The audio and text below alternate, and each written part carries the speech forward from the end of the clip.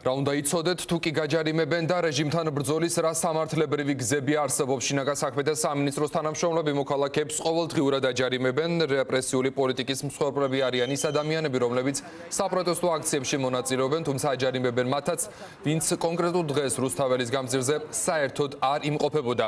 ჩვენ თემაზე საუბარს განვაგრძობთ კოალიციას სრულებისთვის ადამიანის უფლებათა ოფისის ხელმძღვანელთან მარიკა არევაძია. გადაცემა კომენტარის სტუდიის სტუმარი, დიდი მადლობა სტუდიაში მობრძანებისთვის. მადლობა პირიქით მოწვევისთვის და საკითხით დაინტერესებისთვის, იმიტომ რომ ეს არის ის თემა, რომელიც დღეს ფაქტობრივად ყველა მოქალაქეს ეხება და ფაქტობრივად ყველა მოქალაქეს აინტერესებს და მთელი ამ პროცესის განმავლობაში, ანუ რეჟიმის რეპრესიების განმავლობაში, როდესაც რეპრესია მიიღო უკვე საერთოდ ახალი სახე და ახდენს ფინანსური, კოლოსალური ფინანსური ჯარიმებით ადამიანების ზემოქმედებას, დაშინების მცდელობას, მეც სხვა იურისტებთან ერთად ჩვენს კოალიციას ცვლილებისთვის მუდმივად ვახდენთ საზოგადოების ინფორმირებას კონკრეტულ იურიდიულ პროცედურებთან დაკავშირებით, ვუმზადებთ მათ შესაბამისი საჩივრის ფორმებს და გარდა ამისა, ჩვენ მზად ვართ დავეხმაროთ თითოეულ მოქალაქეს გასაჩივრებაშიც და მთელი ამ პროცედურის, ასე ვთქვათ, გავლაში ვიყოთ მათთან ერთად. აი გასაჩივრება ახსენეთ და ამ ნაწილში მაინტერესებს, აი მაგათაც შეუძლიათ ხო მოქალაქეებმა არ გადაიხადონ ეს 5,000 ლარიანი ჯარიმა, ზოგს მაგალითად 3-ჯერ 4-ჯერ მიუვიდა ეს საჯარიმო ქვითარი უკვე ასულია კოლოსალურ თანხებზე, ხო ეს ყველაფერი მაინტერესებს რა არის ბერკეტი ამ ყველაფრის შესაჩერებლად. ამ ყველაფრის შესაჩერებლად ბერკეტი არის გასაჩივრება, იმიტომ რომ ჩვენ ხო ვიცით არის ორი აქამდე იყო ყოველ შემთხვევაში რა გზა, რომ შინაგან საქმეთა სამინისტრო ადგენდა შესაბამის ოქმებს და მიმართავდა სასამართლოს იმისათვის, რომ სასამართლოს მოეხდინა შემდგომ უკვე ადმინისტრაციული სამართალდარღვევის დადგენა და ბოლო 6 თებერვლის ცვლილებით, რომელიც არალეგიტიმურმა პარლამენტმა შეიტანა და საერთოდ ამ არალეგიტიმურობის პირობებში ძალაც კი არ უნდა გქონდეს ამ ცვლილებებს, ამ ცვლილების შესაბამისად უკვე შინაგან საქმეთა სამინისტროს მიეცა შესაძლებლობა, რომ თავად მოახდინოს სახთელის დადება და საჯარიმო ქვითრის გამოწერა. ეს რაზემი ანიშნებს რაღაც მომენტში შესაძლოა კარგი იყოს თავად მოქალაქეებისთვის, რადგან აქამდე საქალაქო სასამართლო იღებდა ამ გადაწყვეტილებას და გასაჩივრებას ეს გადაწყვეტილება არ ექვემდებარებოდა. არა, ექვემდებარებოდა გასაჩივრებას, თუმცა არ აჩერებდა გადახდის ვალდებულებას. დაახლოებით 1 კვირაში უნდა გადაეხადა მოქალაქეს ეს თანხავია. კი, და მოცემულ შემთხვევაში უკვე რა ხდება შინაგან საქმეთა სამინისტროს ჯერ პირველ რიგში რაზე მიუთითებს ეს?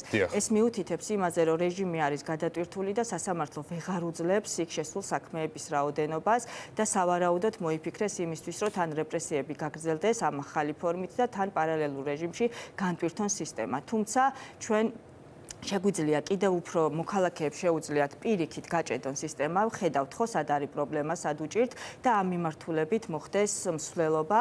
ეს უნდა გასაჩივრდეს აუცილებლად პირველ ეტაპზე შინაგან საქმეთა სამინისტროში, შემდეგ საჩივრდება საქალაქო სასამართლოში, თუ კი შინაგან საქმეთა სამინისტრო არ მოახდენს მის გაუქმებას. აი ეს ვადები აქაც საინტერესოა, როგორია? კი, ეს არის ჩაბარებიდან 10 კალენდარული დღის ვადაში ხდება მისი გასაჩივრება აუცილებლად და იმისათვის რომ დრო მოვიგოთ, ასე ვთქვათ, მერვე მეცხრე დღეს თუ შეიტანენ საჩივარს, კიდევ უფრო უკეთესი იქნება. ამის შემდგომ, როდესაც ერთთვიანი ვადა აქვს შინაგან საქმეთა სამინისტროს გადაწყვეტილების მიღებისთვის, საჩივრდება ის უკვე საქალაქო სასამართლოში და საქალაქო სასამართლოს გადაწყვეტილება საჩივრდება სააპელაციო სასამართლოში. პირველ რიგში აღსანიშნავია ორი გარემოება, რომ მისი გასაჩივრება შინაგან საქმეთა სამინისტროში და პირველი ინსტანციის სასამართლოს გადაწყვეტილების მიღებამდე აჩერებს გადახდის ვალდებულებას ეს ერთი და მეორე ბაჟი ამ ნაწილში არ გადაიხდევინება. როგორც თავში აღვნიშნე, არაერთი იურისტი, არაერთი ორგანიზაცია და მათ შორის კოალიცია ცვლილების ადამიანის უფლებათა ოფისი სრულად მზად ვართ იმისათვის, რომ დავეხმაროთ ადამიანებს გასაჩივრებაში და შესაძლებელია ესე იგი გამოდის რა, რომ სრულად უფასოდ ადამიანებმა პროტესტის ახალი ფორმა მოიფიქრონ და დაეხმარონ სისტემას გაჭედვაში და ეს იქნება ამავდროულად გარდა სამართლებრივი მოცემულობისა პოლიტიკური აქტი იქნება და პროტესტის ერთ-ერთი ფორმატ შეიძლება რომ იყოს.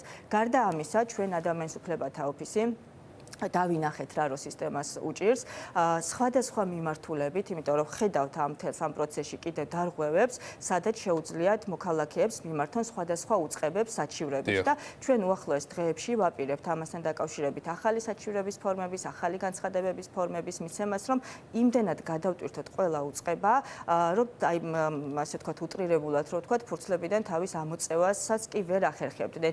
გვიტევენ, შეუტევთ ჩვენ შევუტევთ. ისინი გვიტევენ არალეგიტიმური ფორმებით, ძალადობრივი მეთოდებით, მაგრამ ჩვენ შევუტევთ კანონის ფარგლებში ჯერ კიდევ სანამ ეს დემოკრატიული წყობის ფარგლებში უფლებები შემორჩენილია, აი ამ უფლებების ფარგლებში სრულიად სამართლებრივად და ყველა მოქალაქე მინდა იცოდეს, ყველა მოქალაქე არც ერთი მათგანი არ არის მარტო, ყველა სხვადასხვა წერტილიდან ვახდენთ ჩვენი სამშობლოს გადარჩენას და ამ პროცესში ყველა ვართ ერთი.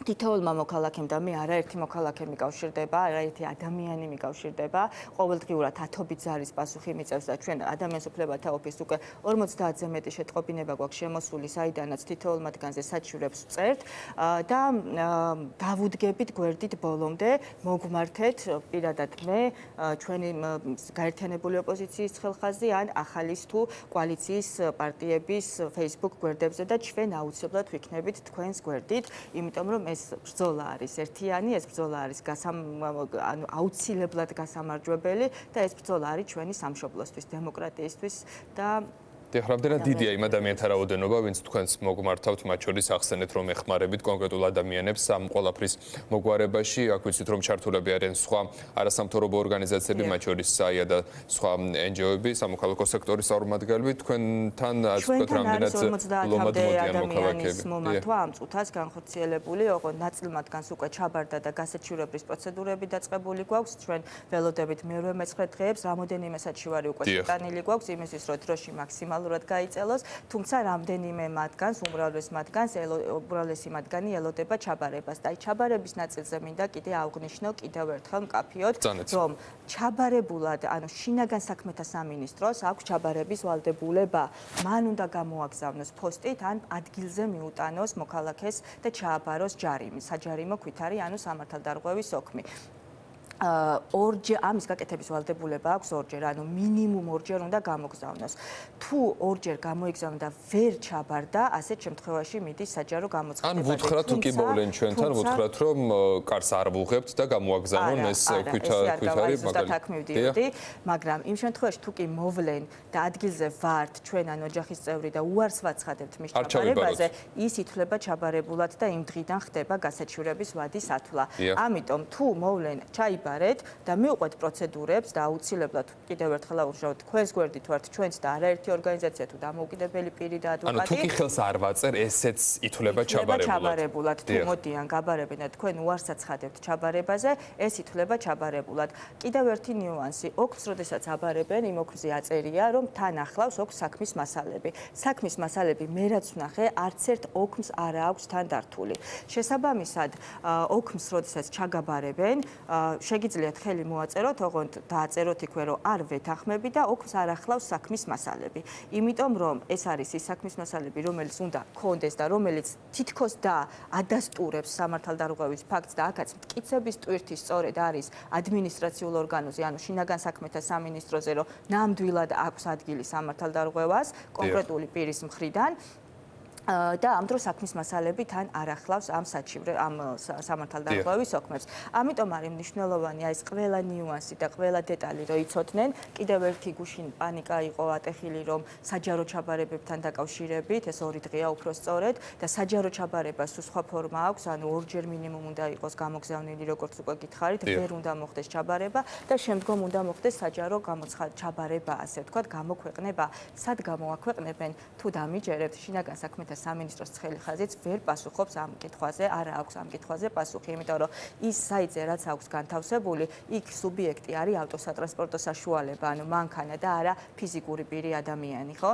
დიახ. ამასთან დაკავშირებით ჩვენ წერილობით გამოვითხოვეთ ინფორმაცია და როგორც კი მივიღებთ, ამაზეც აუცილებლად ყისიერად მივაწვდით ადამიანებს, რა თქმა უნდა, ამ ინფორმაციას. დიახ, და ბოლოს ვისაუბროთ, მიზანი ამ ყველაფრის რა არის? რა სურს ივანიშვილის რეჟიმს ამ ყველაფრით? ფაქტია, რომ მოქალაქეები არ შინდებიან, გუშინ ამდენი ადამიანი გამოვიდა რუსთაველის გამზირზე, ვიცით როგორი ამინდი იყო დედაქალაქში, თოვლი, ყინვა, თუმცა მაინც მოქალაქეებმა გადაკეტეს რუსთაველის გამზირი. კი ბატონო, ეს უწყვეტი პროტესტი არის ძალიან მნიშვნელოვანი ქვეყნის გადარჩენის პროცესში და მნიშვნელოვანი იმ ნაწილში, რომ ივანიშვილისთვის და მისი არალეგიტიმური ხელისუფლებისთვის ძალიან შემაშინებელი. სწორედ ამიტომ არის, რომ ეს პროტესტი უნდათ რაც შეიძლება მალე შეწყდეს და ამისთვის იყენებენ არალეგიტიმურ, არაპროპორციულ ძალას. ჩვენ ვნახეთ რეპრესიების არაერთი ფორმა, ხო? თავიდან ეს იყო ძალის გამოყენება, უსასტიკესი ფორმებით და ადამიანების წამება, ადამიანების უსაფუძვლო დაკავებები, დაჯარიმებების ცემა, ტიტუშკების გამოყენება და ამ მთელ სამ პროცესში ამდენ სამართალდარღვევასთან რო გვაქვს საქმე, არც ერთი საქმე სპეციალურ საგამოძიებო სამსახურის თუ საქართველოს პროკურატურის მხრიდან გამოძიებული არ არის, არც ერთი სამართალდამცავისთვის უფლებამოსილება შეჩერებული არ არის და ბრალი წაყენებული არ არის, არც ერთი ტიტუშკა მიუხედავად იმისა, რომ მოქალაქეების მხრიდან გამოვლენილი არაერთი მათგანი დაკავებული და ბრალწაყენებული არ არის და გრძელდება ადამიანების რეპრესია უკვე ფინანსური ჯარიმებით, კოლოსალური ფინანსური ჯარიმებით იმ პირობებში, როდესაც კონსტიტუციურადაც შეუძლებელია, ანუ როცა მინიმალური ანაზღაურება, მინიმალური ხელფასი და საარსებო მინიმუმი ქვეყანაში სადღაც 300 ლარის ფარგლებშია, 5000 ლარით, ისე რომ არ კითხულობ ადამიანი დასაქმებულია, პენსიონერია, სკოლის მოსწავლეა, სტუდენტია თუ ვინ არის, ესე აჯარიმებ, ხომ?